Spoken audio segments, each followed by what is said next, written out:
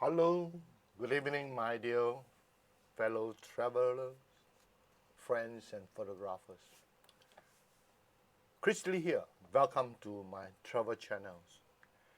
And today, I'm going to share with you another very interesting episode. And we are moving to a very important historical town that's called under the name Cusco, and it's actually Inca Empire capitals. So before I move on the image propers, please subscribe, share, and give me a thumb up in supporting this travel channel.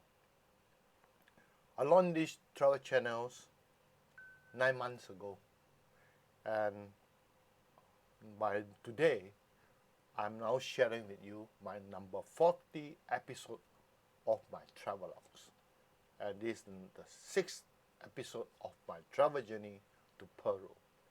So a quick review, a preview of today's travelogues. I'm going to share with you a central market in the city of Cusco, and the name of this central market is called San Pedro Market. Then I'm going to also give you an idea of how important is this church, the Church of Santo uh, Domingo, right? And a church that built on the foundation of Inca temple, the temple of the sun. And of course, the next one will be a very important archaeological site just next to Cusco, and basically is one of the largest archaeological sites that I have visited during my visit in Peru. And the name of this site is Sacsayhuaman. And of course, then we move on to another interesting, very unique salt mine or salt pond near to the town Maras.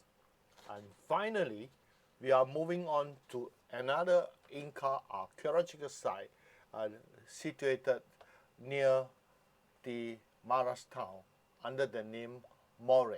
Right? So these are the 5 places I'm going to share with you today in this episode.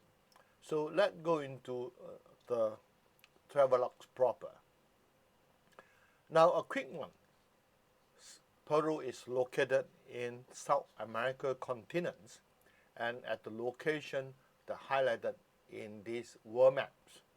And you realize actually Peru is quite a lengthy nations whereby it's fronting to 5 other nations.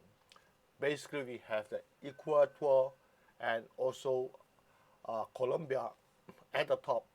We have the Brazil on the east. We have the Bolivia on the southeast, as well as Chile on the southern end. While the western borders is basically fronting the Pacific Ocean. And this is the stop today is actually at Cusco. You look at this, my travel routes, this basically is number 6 stop, right? After from Puno, there's actually a town next to Lake Titicaca, which is the highest point of our journey.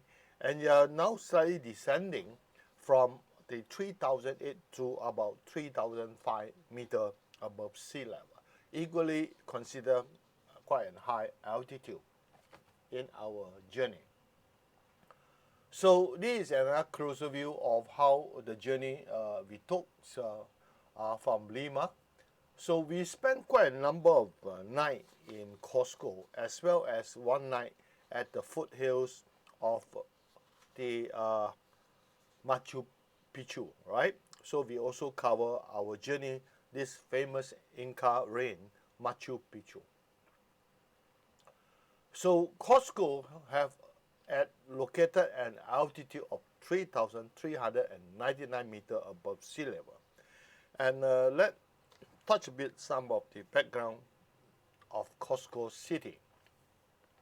Now Cusco is a captivating city at about 3,004 meters above sea level in the Peruvian Andes, right? Was once the capital of Inca empires and is famous for its archaeological remains and stunning Spanish colonial architectures between the surrounding, right, of the city, including the suburban district. Today, this city preserves much of its grandeur and spirit of Inca. And the popular tourist spot in Cusco include the Plaza de Armas and its nearby building such as the Church of Santo Domingo, the Church of La Compañía, and also the Cusco Cathedral, San Pedro Markets, and San Francisco Church, and many more colonial buildings nearby. So I want to share with you, first of all, is about the city.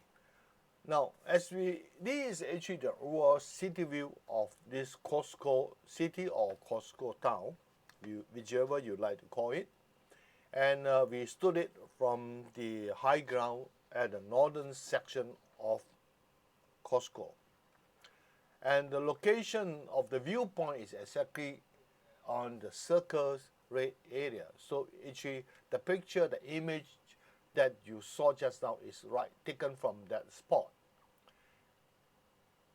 And this city have not much high rise. I think the highest building is still around the town center, which is about 3 to 4 story high. That's what you can see from these images. And not many traffic on the roads. And you can see the residence building are all on the hillside, right? The flatlands at the lower point are mainly a commercial area. And we are moving on to the first place of interest, right? But it's important to note that, right, in this old district area of Cusco, that you must visit the Plaza de Armas, a central square with a large well-landscaped parks, displaying a bronze statue of Incan rulers, the Pachacute, right? Right in the old city districts that's surrounded with colonial arcades, carved wooden balcony, and also a stunning cathedral. Now in Cusco, many buildings are stood on the remain of Incan wall, and this Incan wall are actually it's been used as the base or foundation of the building, because all this foundation or all these stone wall are the remain of the Inca Empire, built during Inca Empire. A very good piece of example is this Parque Santo Domingo. It basically is the church or convent, which was built on top of the archaeological remain of Inca stoneworks of the Incan Temple of the Sun, which also known as Coricancha. Now, as its foundations. For this reason, there's a saying that, right, the Inca wall are the foundation of present Cusco. Now, the cathedral next to the Plaza de Armas is being regarded as a symbol of Spanish conquer. At the same time, if for the visitor, finding your food here is not a problem, because there are many eateries as well as restaurants just situated around the Plaza de Armas, right? So now we are coming to this very interesting church, the Church of Santo Domingo, which I mentioned 2 times. Now, why this church is so important, as just now I told you that a lot of buildings in this Cusco town, the current present time, you find that actually the foundation are basically the remain of the Inca Empire, built during Inca Empire, and basically are all the stoneworks. So the moment you see any stonework in this town, all these stonework are actually built during Inca Empire. And then the top portion of the building was demolished and rebuilt, and all these stoneworks become the foundation of these buildings.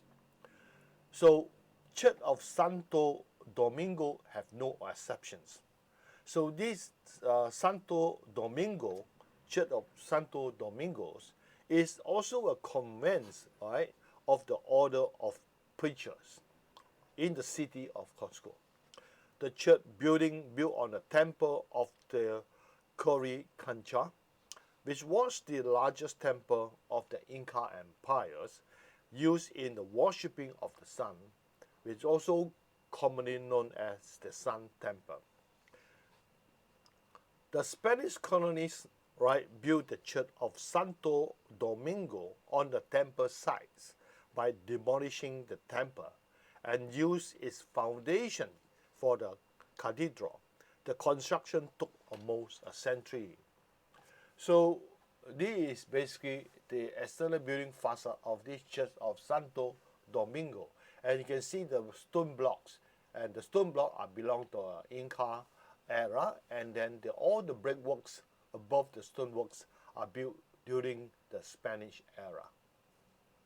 So this is actually the Cusco city map, and the location of this church is as per the circle red mark on the map. So this is a closer view of the location of this church. And we did not enter this church, but we just stopped by to have our meal in the restaurant facing this church. So after our lunch, we took some picture of the exterior facade of this church.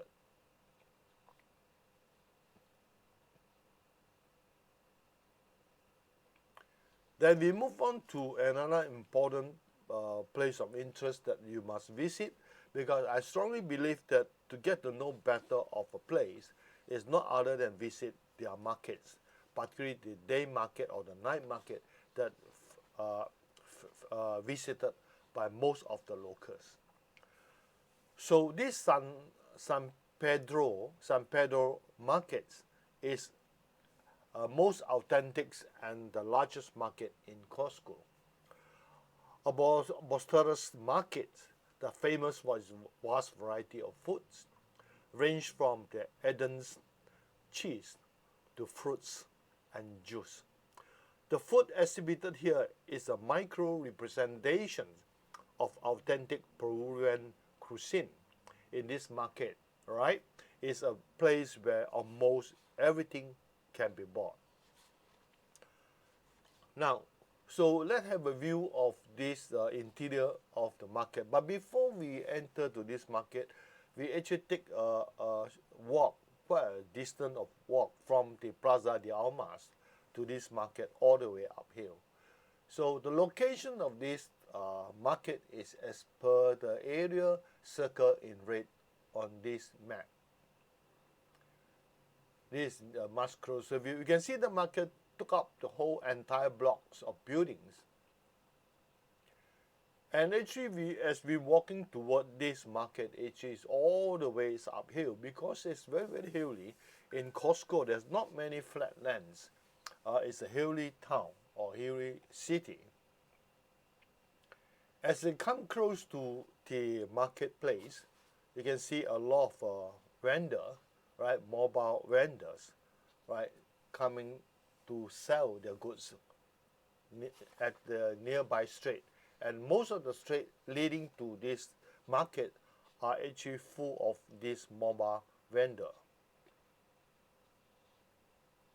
And you can still find a lot of stone wall along the way in this district. And most of these stone wall are the remain of the Inca Empire, built during the Inca Empire. And you can see there are many bags of whitish stuff here in this image. And you may ask me, what is this? If you have covered my earlier episode to Bolivia, and I also have shown you some of these images of the white stuff. Basically, it's potato.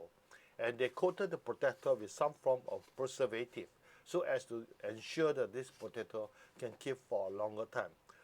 To my knowledge, I was told that in Peru and Bolivia alone in this region, they have come close to 2,000 species of potato. And as well as their staple foods for the local, both Bolivian and Peruvian, are actually on the maize, on the corns, as well as on potatoes. Of course, rice also is one of them.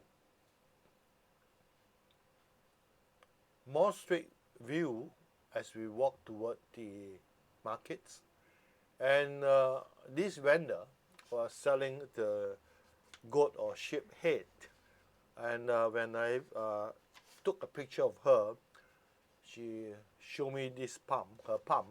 I think she's asking for money.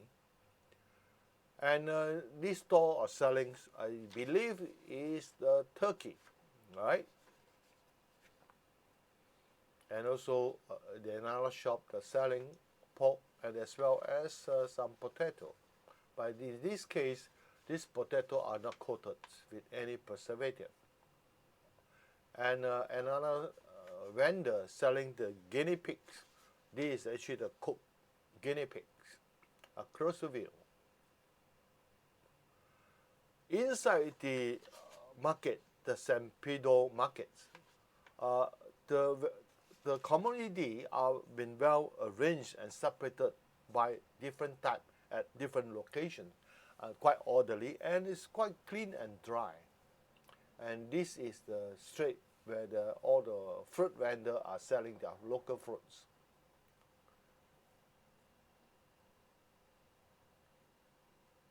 And other stores also sell other products. They sell as dry fruits and nuts and things like that, right?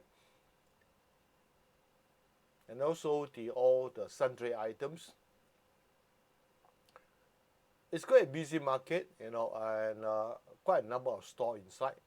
If you have time, you can slowly find your way into every corner of the markets. Then you can see that you can really have a feel of exactly why I say you can have a chance to. This market is a micro representation of the authentic Peruvian cuisine. Spice. They're also selling all sorts of spice. And you can see there's an arrow pointing. This is actually the weighing machine, and it was commonly used in this market. Almost every store have one in store and hang right next to their store for the weighing purposes. More images of the store inside the market. And I was impressed by the large variety of cheese on sale in this market. And was equally impressed by the lady vendors, right? And here you can see these are all the cheese stores. There are quite a number of them. And the vendor is still wearing the traditional costume and hat. You can see quite noticingly in this image. It's very unique. A closer view of those cheese, a variety of cheese that are on sale. And this could be the bakery sections, and you can see they're selling some form of breads and biscuits, and the bread something quite similar to the naan that I come across in Xinjiang.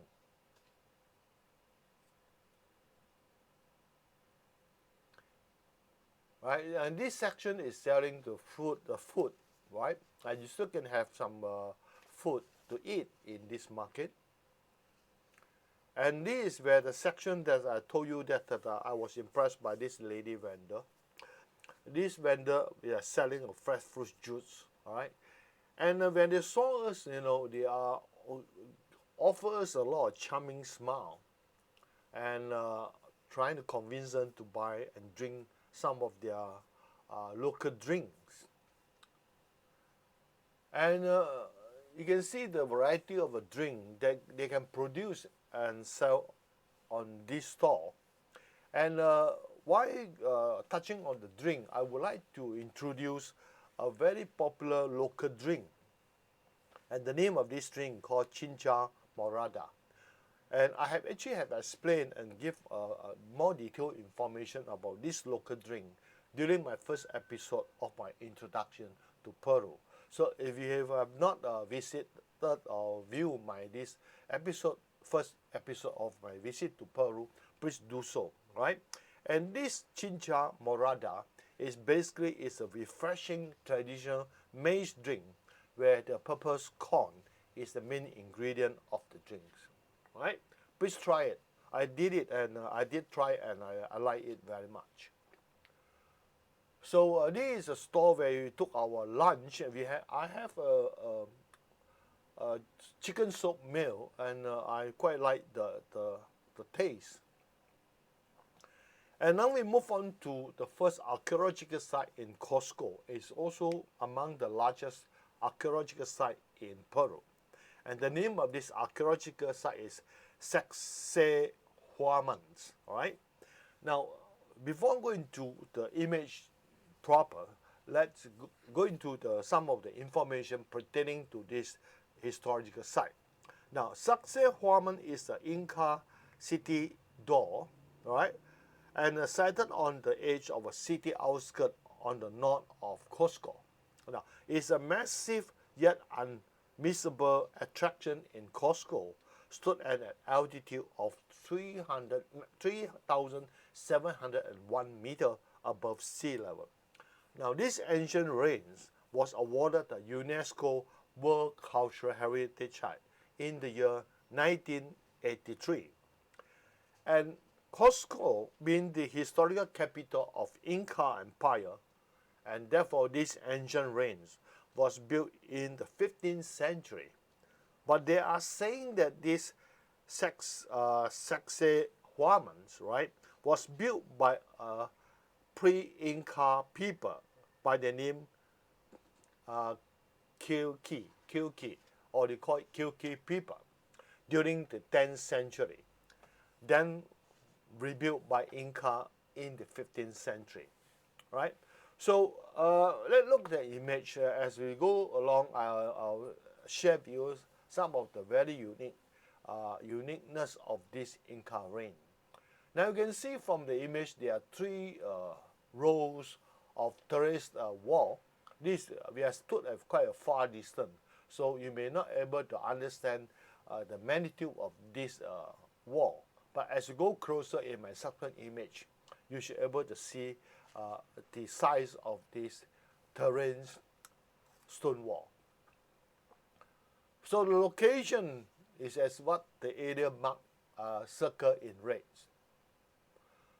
So again, just see this is from the left of the Inca ruins as moving to the right, right? And at the rightmost, at the end of Inca ruins, you still find out is where the Cusco city, right? Because Cusco city is scattered quite a large area in this region. And this is actually a path, right? A walking path, a paved path, right? Stone paved path. Just next to this three level of terrain stone wall. And immediately on the left of this walking path is a big field, and we call it plaza, right? And this plaza or open space, which is believed that was built also for the use of ritual, communal, ceremonious activity, as well as military function. So in other words, these ancient ruins plays a very important role during the Inca Empire. Here, let's look at this stone wall, terrace stone wall. And you can see, I hope that you can be able to imagine and have a feel of how big the size of this stone wall.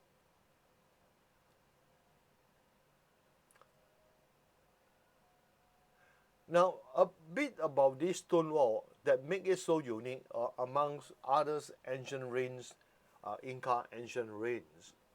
Now, these Inca ancient ruins so special in the sense is because it's three massive terrace wall built of huge block of stone, right?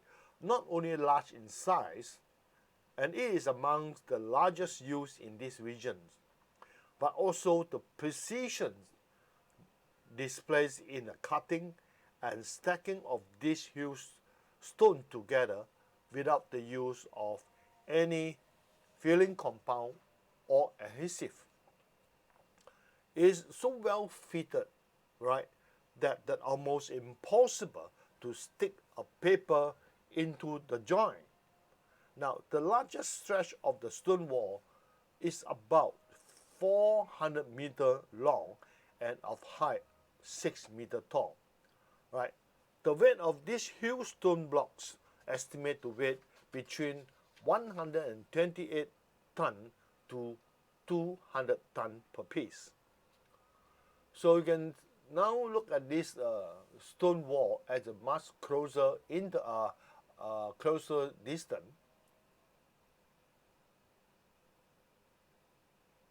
This is the section you can able to illustrate the point I mentioned just now, that how well this stone were cut in precisions, right, and fit together, well fit into each other, integrated to each other. Each blocks are well fit between the space given.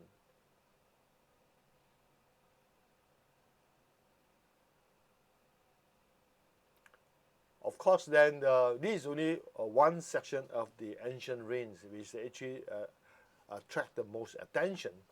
But this ancient ruin also cover other area, and of course, what you see just now is on the, I should say, is on the southern section of the ancient ruin. But if you cross over to the plaza, the open field, and you move further, you will go to the northern section of the ancient ruins. And these are the images that you see in the southern section of the ancient ruin.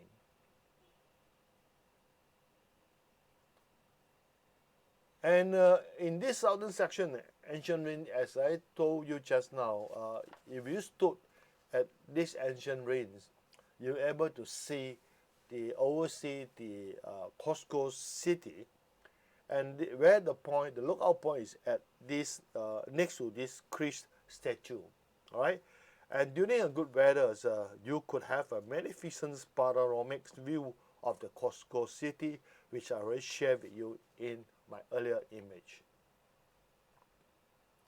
So this is another image showing the Cusco city from this viewpoint.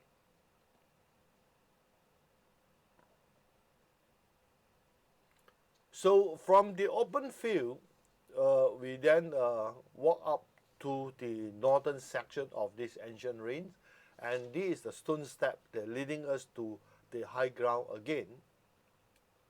And in this so-called northern section of the ancient ruins, then you can see there's still a lot of those terrace wall cover a big compound, a big area.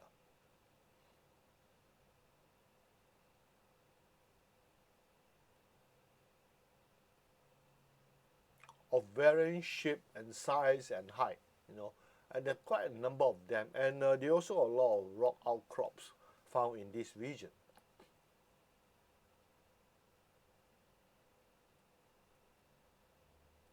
Some of these terrace walls are in circular manner, form a circle, so it can be like a circuit or a place where performance is taking place.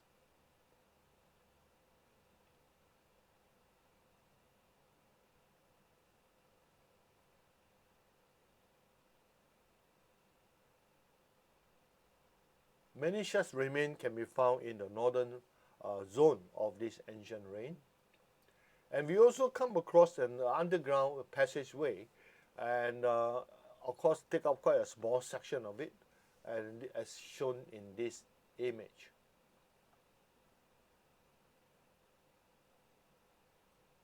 The whole site is very rocky in nature, and therefore you can see that we also found quite a number of huge rock outcrops.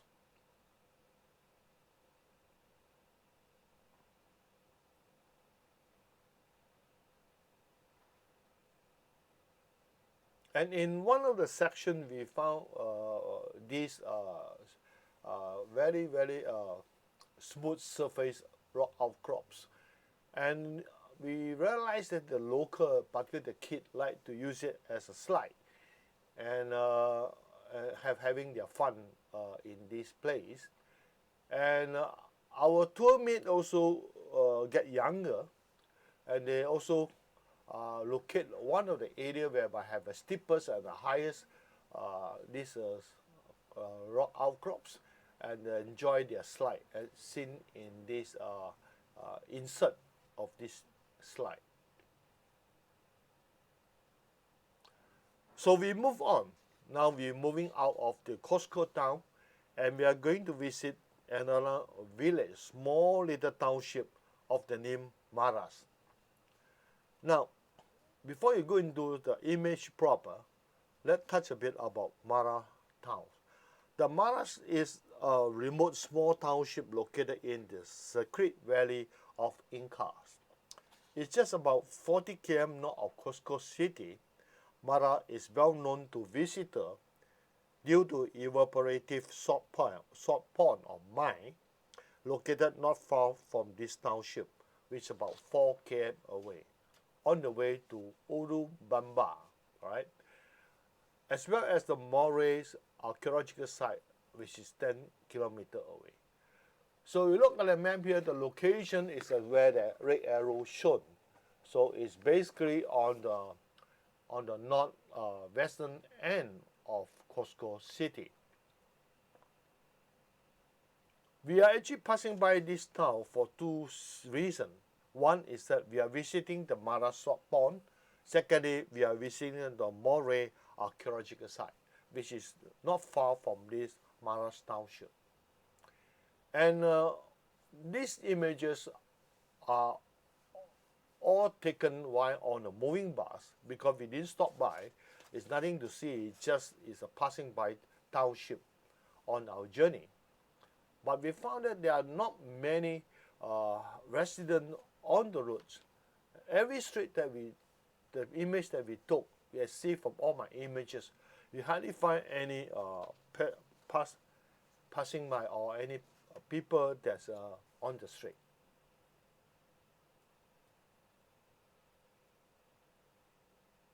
And interestingly, that the people here, the daily dress are all the traditional costume, and wall, if any, were painted, are all painted in white, and the road are paved, right? I'm not sure what method is used, because we didn't really go down to have a walk.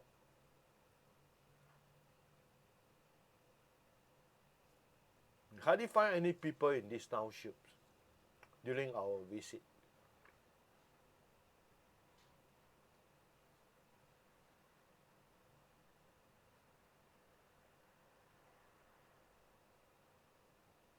So, passing by this Maras town, of course, we must go and visit this Maras salt pond or salt mine. Now, the Maras salt pond or mine, also known as Salinas de Maras in Spanish, is a salt evaporation mine, right, and are located down canyons with over 5,000 numbers of them, of this terraced cascading salt pond of varying size and shapes.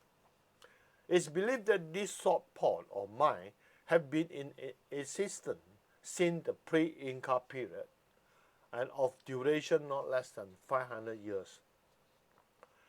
And it was sited at an altitude of approximately 3,200 meters above sea level. The salt ponds obtain their salty waters from a nearby spring, right, which is a subterranean stream. Now, if you will happen to visit in Peru and you come across any so-called a type of salt, they call it pink salt, And basically all this pink salt is coming from this salt mine. And a piece of bad news. Regretfully, that during our visit, we still are allowed to go in, get close, and walk into this salt pond, all right, salt mine. But from September 2019 onwards, tourists are no longer allowed to walk into the salt ponds area as to avoid contamination. Right? So now let's go to the image proper. This is an overview along the roads leading to this salt mine. And you can see that all these tiny square, irregular square, are actually all cascading salt pond. Much closer view, you can see that there are visitors that are walking into the salt pond area, but now it's no longer allowed.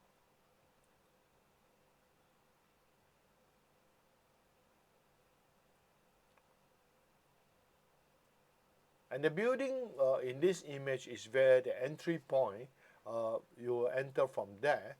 And at that point, at that viewing point, you can have quite a nice overview of the entire salt pond. Beside, stood next to the main road leading to this salt pond. This is the view that took from the building I shared with you just now, the position where the building is located.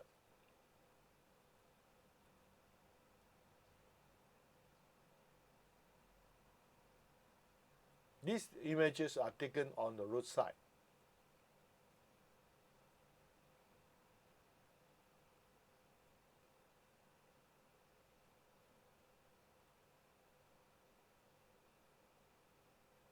This is much closer view of this terrace salt pond.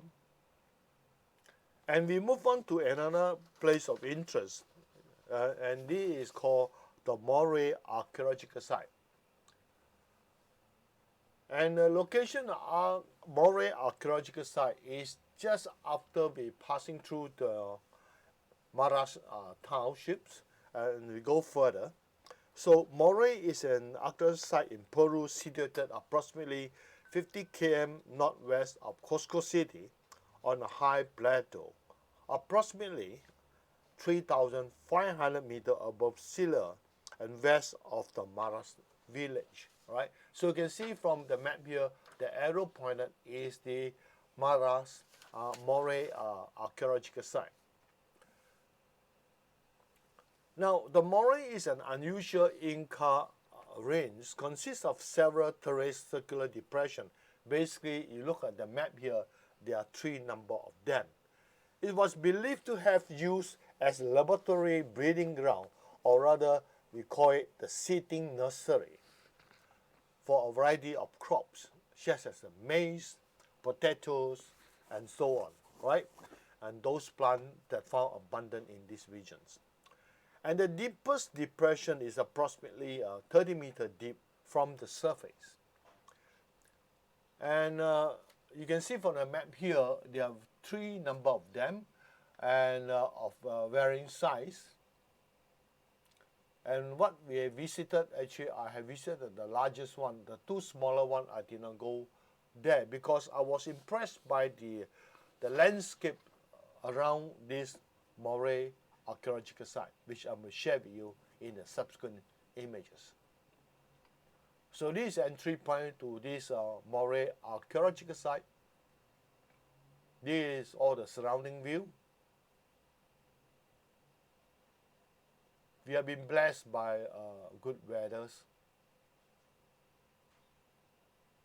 These are the largest depressions which I have visited.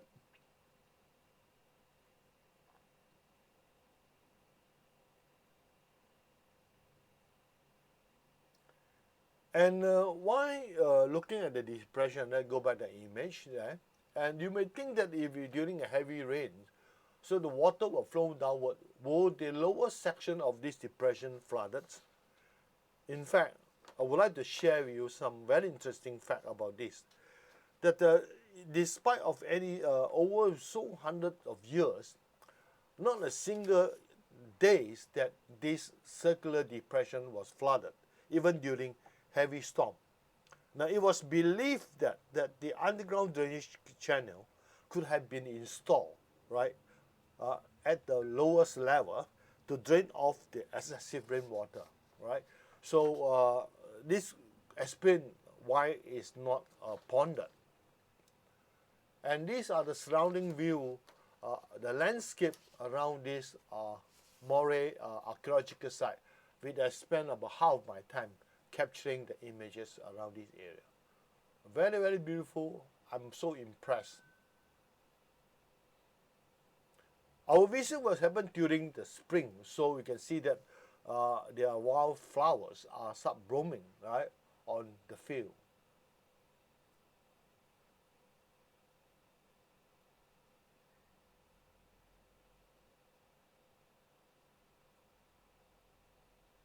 Of course, it's quite a cloudy days, so we could not find much crystal clear blue sky.